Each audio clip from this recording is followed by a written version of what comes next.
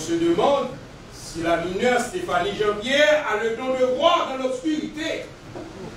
La mineure Stéphanie Jean-Pierre a soutenu que le soir de sa remise au pasteur Amel Lafleur par ses parents, celui-ci l'avait fait monter dans une chambre et que peu après, un frère était venu dans la dite chambre pour enlever l'ampoule qui illuminait la pièce. Que de là, dans l'obscurité, est venu le pasteur Amel qui lui a fait boire une portion occasionnant sa chute en syncope et le pasteur l'a violé.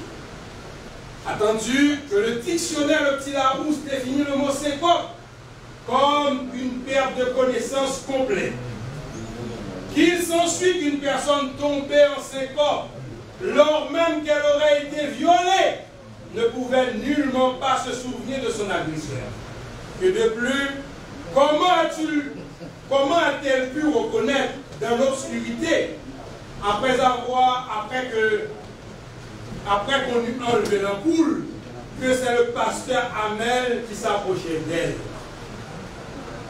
Attendu que pourtant, le ministère public a admis qu'il n'y a pas de certificat médical, encore moins un test d'ADN susceptible d'étayer, de clarifier ou de déterminer un lien entre le viol de la mineure Stéphanie Jean-Pierre et son agresseur, auteur du viol.